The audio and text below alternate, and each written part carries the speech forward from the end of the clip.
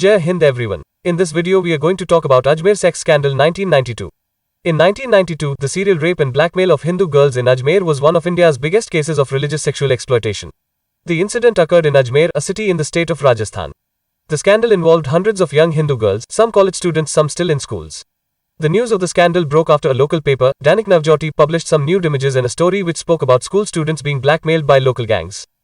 The investigation of the case was stalled by police under political pressure as the main accused, Farooq Chishti, belonging to the Khadims of Ajmer Sharif Dargah, was president of the Ajmer Indian Youth Congress.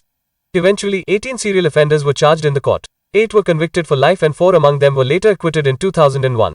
The accused were in a position of influence both socially and financially, and that made it even more difficult to persuade the girls to come forward and depose, says retired Rajasthan DGP Omendra Bhardwaj, who was then posted as the Deputy Inspector General of Police, Ajmer. Supreme Court noted in this case, unfortunately many of the victims who appeared as witnesses turned hostile, and one can appreciate the reason why they did not want to depose against the appellants, as that would have exposed them as well, and would have adversely affected their future life. The blackmail operation was discovered to be a chain of serial offenders. A specific group of local influential men were targeting young girls. First, Farooq Chishti trapped one of the girls from Sophia Senior Secondary School, Ajmer, and took obscene photos of her. Then the accused blackmailed the girl into familiarizing them to her classmate and friends. Eventually, other girls would be raped, sexually exploited, and have their pictures taken at a farmhouse. The cycle continued so forth. The gang continued to expand its operations and victimize an increasing number of girls. They photographed the girls in compromising positions, using the images to exploit the victims. The local law enforcement authorities were aware of the scandal almost since a year before the story broke, but they allowed the local politicians to stall the investigations. Finally, the police lodged an FIR against 8 of the accused. Further investigations led to 18 men in total being charged, and tensions ran high in the town for several days. People took to the streets to protest and communal tension grew. A 3-day bandh was observed, and much subsequent news of the widespread exploitation and blackmail started coming in. The social and financial aristocracy of the accused stopped many more victims from coming forward.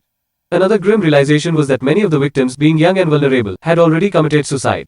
The case is still far from being closed. Many victims who were supposed to be witnesses turned hostile. The number of victims was believed to be several hundred. The Rajasthan Police's Special Operations Group (SOG) arrested Syed Salim Chishti, one of the accused from Khalid Mohalla in Ajmer town, on 4 January 2012. All of 19 accused were charged with abduction. Main accused Farooq Chishti was president of the Ajmer Youth Congress. Nafis Chishti was the vice president of Ajmer Indian National Congress, and Anwar Chishti was the joint secretary of Ajmer Indian National Congress.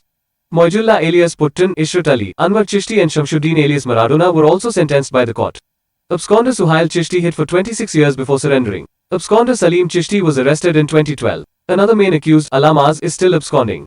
According to the police and women-focused NGOs, it was difficult to build a case against the perpetrators, as most victims were reluctant to come forward. However, the photographs and videos used to blackmail the victims helped identify the accused and build the case against them. 30 victims were identified in the investigations. Out of these, only about a dozen filed cases, and 10 later backed out. Only 2 victims pursued the case. Of the 18 accused who were charged with abduction and gang rape under the Indian Penal Code and indecent representation of women, prohibition, 1 has since committed suicide. In 2013, the Rajasthan High Court upheld the decision, though it reduced the period of the sentence from life imprisonment to the period already served by them. In 2004, the Supreme Court dismissed both appeals filed by the state as well as the convicts. A bench comprising Justice N. Santosh Hegde and Justice B.P. Singh said, having regard to the facts and circumstances of the case, we are of the view that the ends of justice would be met if the sentence is reduced to 10 years rigorous imprisonment. After the rape, most victims experienced harassment and threats, with no support from society or their families. According to police investigations, about 6 victims allegedly committed suicide. Ajmer Mahila Samu, who tried to take up the victim's cause, withdrew after receiving threats. Small-time tabloids were quite a sensation in Ajmer at that time. Many victims were even allegedly blackmailed further by these tabloids and local papers. They had access to the explicit images of the girls, and the owners and publishers sought money from the families of the girls to keep them hidden. In 2007, a fast-track court in Ajmer convicted Farooq Chishti, but in 2013, Rajasthan High Court deemed he had served enough time and he was released. 30 years on, the infamous 1992 Ajmer gang rape case is an open wound even today, resisting cure or closure for the survivors and a slap in the face of judiciary. This story is about an incident that happened back in 1992, right from the time of her birth or even before. A girl faces many hardships, several becoming targets of one sort of a crime or the other. Female infanticide, rapes, abductions, sexual harassment, molestation, acid attacks have put a deep scar on the faces of men not only in Bharat, but around the world. Thank you. Jai Hind.